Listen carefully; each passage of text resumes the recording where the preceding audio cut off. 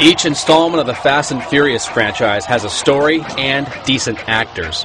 But true fans of the series know every Fast and Furious movie is really about the cars. As the Fast and Furious 4 makes its debut, here's a look at some of the cars and trucks that make the movie so compelling for die-hard gearheads.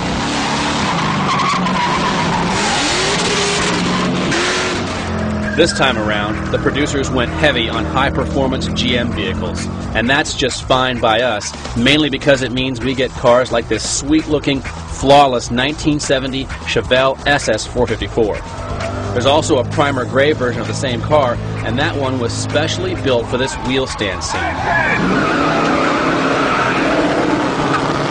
Stuffing a GM 502 big block under the hood ensures the car looks fast, even on screen.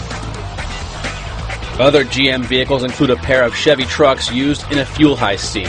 One is a beefed-up 67 Chevy pickup with monstrous rear tires, and the other is an 89 Chevy crew cab with 6 wheels. They even built a version that really drives all 4 rear wheels.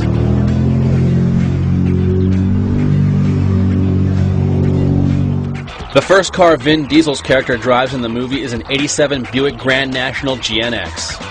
During filming, a lot of standard Grand Nationals were used, as well as a few T-type Regals, 8 cars in all. Thankfully, no real GNXs were wrecked. In the movie, this 73 Camaro F-Bomb is a twin-turbo, 1,500 horsepower car.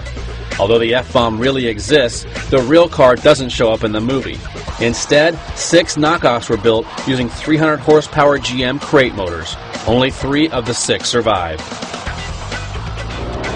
One of the coolest cars in the latest Fast and Furious film is a 1970 Plymouth Roadrunner named Hammer.